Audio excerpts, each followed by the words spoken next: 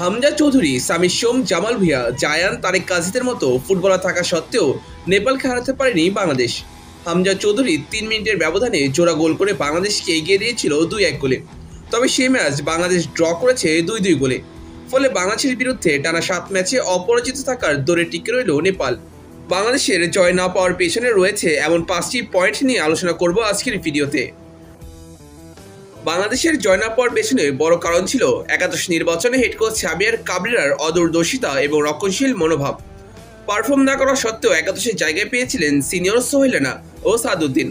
বাংলাদেশ প্রথম যে গোলটি হজম করেছে সেখানে ক্রস এসেছিল সাদউদ্দিনের রাইট সাইড দিয়ে। এছাড়া ফিরতি বল ক্লিয়ার করতে ব্যর্থ হন সোহেল রানা। তাদের দুজনের ভুলের কারণেই প্রথম গোলটি হজম করে বাংলাদেশ। এছাড়া রাইট সাইড দিয়ে বারবার বিট হচ্ছিলেন সাদ। সমস্যা ছিল তার ম্যান মার্কিংয়ে। হামজা হাত দিয়ে মার্ক করতে বলার পরেও খেয়াল করেনি সাদউদ্দিন। পরে জামাল ভুঁইয়া নিচে নেমে কভার করেছেন বেশ কয়েকবার। অন্যদিকে সোহেল রানা মিডফিল্ড থেকে কোনো বলের সাপ্লাই দিতে পারেনি। উল্টো অতিমাত্রায় বল হোল্ড এবং ব্যাকপাস দিয়ে খেলার মোমেন্টাম নষ্ট করেছে। তবে চাইলেই সাদউদ্দিনের জায়গায় তাজউদ্দিন অথবা শাকিল আত্তপুকে খেলানো যেত। এছাড়া মিডফিল্ডে কাজিম শাহকে স্টার্ট করানো যেত সোহেলের জায়গায়। অন্যদিকে ফ্রেন্ডলি ম্যাচ যেহেতু, তাই আলামিনকে নাম্বার 9 পজিশনে খেলিয়ে পরখ করা যেত তিনি আদৌ যোগ্য কিনা, যার কোনোটাই করতে পারেনি কাবরেরা। তপু বর্মন একাধিকবার ইচ্ছে করেই বল পাস দেননি জায়ানকে। একসময় জায়ান বিরক্ত হয়ে পড়ে।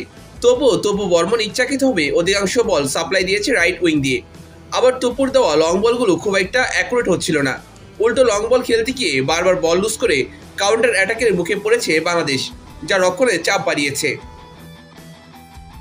হংকং ম্যাচের পর এই ম্যাচেও বাজে খেলেছেন মিতুল মার্মা। এই ম্যাচে খুব একটা ভালো সেভ দিতে পারেননি এই গোলরক্ষক। নিয়ার পোস্টে প্রথম গোল কনসিড করা ছিল একেবারেই দৃষ্টিকটু। দ্বিতীয় গোলেও তার ভুল ছিল। বদলি ফুটবলার নামানোর ক্ষেত্রেও কাবরেরা ছিলেন একেবারেই ব্যর্থ। কাজিম শাহের মতো ফুটবলারকে তিনি নামিয়েছিলেন এডিশনাল টাইমের ৩ মিনিট বাকি থাকতে। তাছাড়া ফ্রেন্ডলি ম্যাচে হামজা, সামির সোম, কিউবা মিচেলের যে একটা ট্রায়ও, সেটা পরীক্ষা করার দারুণ সুযোগ ছিল। সেকেন্ড হাফের শুরুতে সামিটের সঙ্গে কিউবাকে নামানো যেত।